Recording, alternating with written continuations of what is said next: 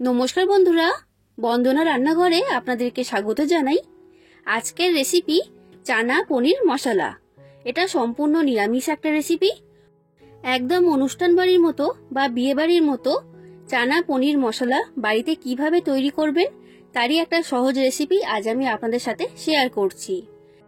চানা পনির মশলা খেতে হয় দুর্দান্ত স্বাদের, আর এটা তৈরি করাও কিন্তু খুবই সহজ।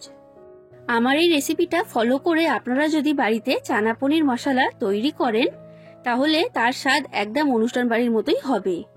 আমি চানা পনির মশলাটা বেবি নানের সাথে পরিবেশন করেছি। আপনারা রুটি, লুচি, পরোটা, পোলাও, ফ্রাইড রাইস, নান, কুলচা সবকিছুর সাথেই পরিবেশন করতে পারবেন। প্রত্যেকটা সাথেই খেতে দারুণ লাগে। তাই বন্ধুরা, আপনারা ভিডিওটা পুরোটা দেখতে থাকুন। আশা করছি আপনাদের সকলের রেসিপিটা খুবই ভালো লাগবে। আর আপনারা যদি আমার চ্যানেলে নতুন এসে থাকেন তাহলে চ্যানেলটা সাবস্ক্রাইব করার জন্য অনুরোধ রইল। এই রেসিপিটা তৈরি করার জন্য আমি এইখানে নিয়েছি 250 গ্রাম কাবুলি চানা বা কাবলি ছোলা।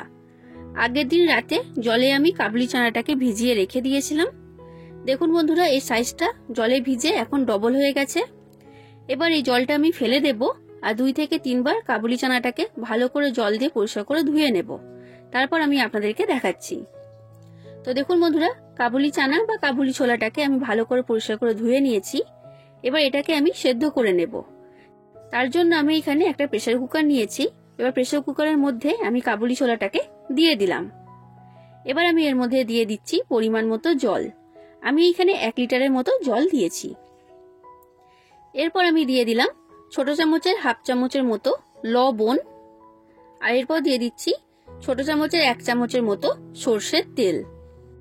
এবার আমি প্রেসার কুকারের ঢাকনাটা আটকিয়ে দিলাম আর প্রেসার কুকারটাকে আমি গ্যাসের মধ্যে বসিয়ে দিয়েছি কাবুলি চানাটা সেদ্ধ হবার জন্য। আমি এইখানে 5টা সিটি দিয়ে কাবুলি চানাটাকে সেদ্ধ করে নেব। দেখুন বন্ধুরা, 5টা সিটি দিয়ে আমি কাবুলি চানাটাকে সেদ্ধ করে নিয়েছি। গ্যাসের ফ্লেমটা আমি বন্ধ করে দিয়েছি। এইভাবেই আমি প্রেসার কুকারটাকে বসিয়ে রেখে দেব 5 থেকে 10 মিনিটের জন্য। তো দেখুন বন্ধুরা, 10 মিনিটের মতো আমি রেখে দিয়েছিলাম প্রেসার কুকারটাকে। ঢাকনাটা আমি খুলিনি। এখন আমি ঢাকনাটা খুলছি। দেখুন কাবুলি চানাটা খুব ভালো মতো সেদ্ধ হয়ে গেছে, দেখে নিশ্চয়ই বুঝতে পারছেন। এবার বন্ধুরা, আমি 5টা সিটি দিয়ে কাবুলি চানাটাকে সেদ্ধ করেছি। তবে আপনাদের যদি মনে হয় যে কাবুলি চানাটা শক্ত রয়েছে তখন আপনারা আরও 1টা কি 2টো সিটি দিয়ে দেবেন। তবে কাবুলি চানার উপর নির্ভর করে কাবুলি চানাটা সেদ্ধ হতে কটা সিটি দিতে হবে। এবার এই সেদ্ধ হওয়া কাবুলি চানাটাকে একটা পাত্রের মধ্যে আমি ঢেলে নিলাম। এবার এটাকে এখন আমি সরিয়ে রেখে দিচ্ছি। এরপর দেখুন বন্ধুরা, আমি এইখানে নিয়েছি 200 গ্রাম পনির। এই পনিরটা আমি বাড়িতেই তৈরি করেছি। আপনারা দোকান থেকে কেনা পনিরও এখানে ব্যবহার করতে পারবেন। পনির কিন্তু খুব সহজেই বাড়িতে তৈরি করা যায়। কিভাবে তৈরি করবেন তার একটা রেসিপি আমার চ্যানেলে দেওয়া আছে। শর্টস ভিডিওয় আমি সেটা শেয়ার করেছি। আপনারা চাইলে সেই ভিডিওটা দেখে নিতে পারেন। আমি পনির তৈরি করা শর্টস ভিডিওর লিঙ্কটা ডেসক্রিপশন বক্সে দিয়ে রাখবো, চাইলে একবার চেক করে নেবেন। তো পনিরটাকে আমি এইরকম পিস করে কেটে নিয়েছি। আপনারা আপনাদের পছন্দ মতো সাইজের করে পনিরটাকে কেটে নেবেন। তো এবার পনিরের মধ্যে আমি দিয়ে দিচ্ছি সামান্য পরিমাণ লবণ, আর এরপর দিয়ে দিলাম ছোট চামচের 1 চামচের মতো সর্ষের তেল। এবার লবণ আর তেলটাকে আমি ভালো করে পনিরের গায়ে মাখিয়ে নিচ্ছি।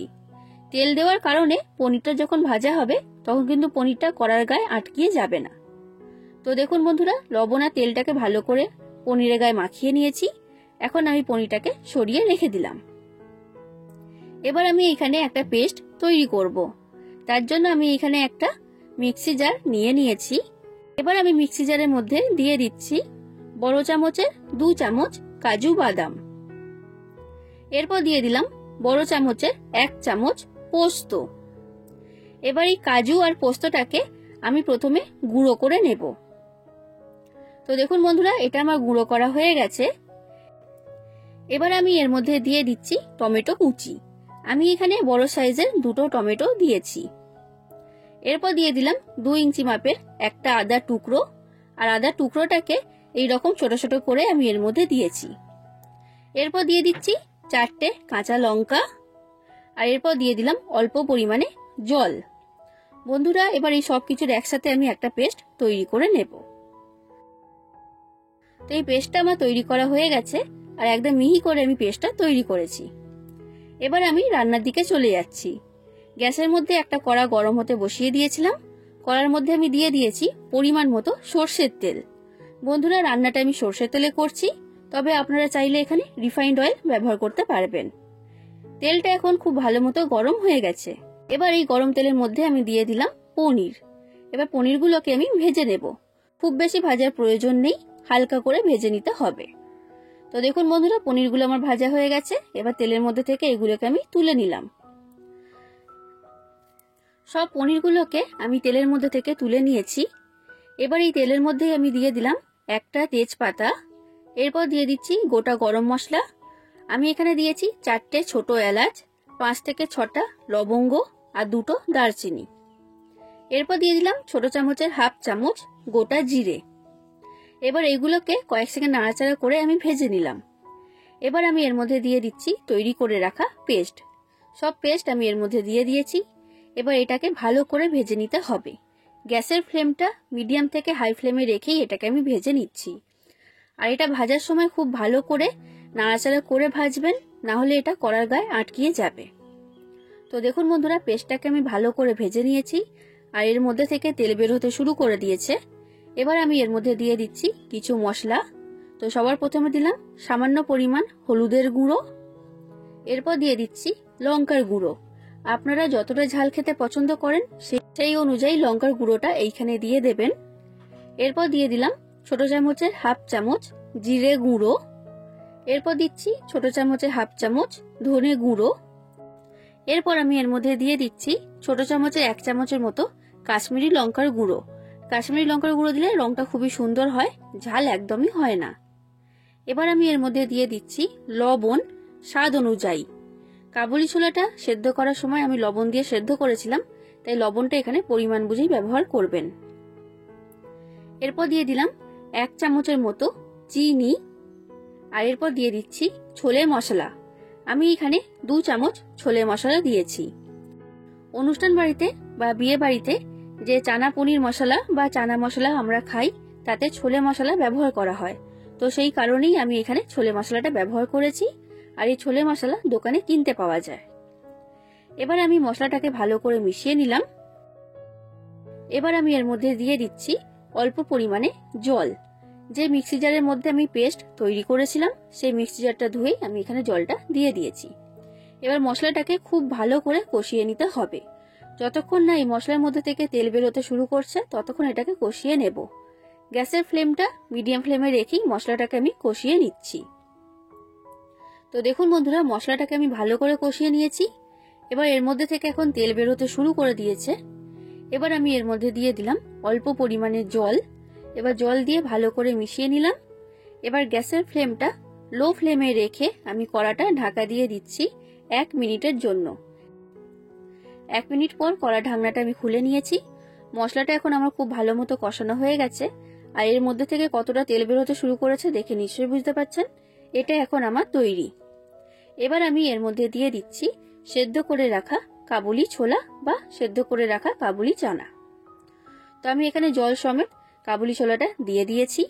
এবার ভালো করে আমি মিশিয়ে নিলাম। এটা এখন ফুটে উঠতে শুরু করে দিয়েছে। এবার গ্যাসের ফ্লেমটা মিডিয়াম থেকে হাই ফ্লেমে রেখে কড়াটা আমি ঢাকা দিয়ে দিচ্ছি 5 মিনিটের জন্য। তো 5 মিনিট হয়ে গেছে বন্ধুরা, আমি কড়ার ঢাকনাটা খুলে নিয়েছি। আমি ভালো করে নিচে থেকে নাড়াচাড়া করে মিশিয়ে নিলাম। এবার এই চানা মশলার মধ্যেই আমি দিয়ে দিচ্ছি ভেজে রাখা পনির। সব পনিরই আমি এর মধ্যে দিয়ে দিয়েছি। এবার পনিরটাকে দিয়ে ভালো করে মিশিয়ে নিচ্ছি। বন্ধুরা, রেসিপিটা যদি ভালো লাগে আপনাদের, তাহলে অবশ্যই লাইক করে দেবেন, যতটা সম্ভব ততটা শেয়ার করে দেবেন, আর কমেন্ট করে জানাবেন রেসিপিটা আপনাদের কেমন লেগেছে। আর চ্যানেলটা যদি এখনো পর্যন্ত সাবস্ক্রাইব না করে থাকেন, তাহলে চ্যানেলটাকে অবশ্যই সাবস্ক্রাইব করে দেবেন। তো দেখুন বন্ধুরা, পনির দিয়ে খুব ভালো করে আমি মিশিয়ে নিলাম। এবার গ্যাসের ফ্লেমটা মিডিয়াম ফ্লেমে রেখে কড়াটা আমি আবার ঢাকা দিয়ে দেব 5 মিনিটের জন্য। তো 5 মিনিট হয়ে গেছে বন্ধুরা, কড়ার ঢাকনাটা আমি খুলে নিয়েছি। চানা পনির মশলা এখন প্রায় তৈরি হয়ে গেছে। নামানোর আগে আমি এর মধ্যে দিয়ে দিচ্ছি সামান্য পরিমাণ শাহি গরম মশলা, আর এরপর দিয়ে দিলাম ধনেপাতা কুচি। এবার গরম মশলা ধনেপাতা দিয়ে ভালো করে মিশিয়ে নিলাম। তৈরি হয়ে গেল অনুষ্ঠান বাড়ির মতো বা বিয়ে বাড়ির মতো নিরামিষ চানা পনির মশলা। তাহলে বন্ধুরা, আপনারাও বাড়িতে এইভাবে নিরামিষ চানা পনির মশলা তৈরি করুন। একদম অনুষ্ঠান বাড়ির মতোই তৈরি হবে। আশা করছি আপনাদের সকলের রেসিপিটা খুবই ভালো লেগেছে। আজ আসি, আবার দেখা হবে অন্য কোনো দিন অন্য কোনো রেসিপির সাথে। ধন্যবাদ।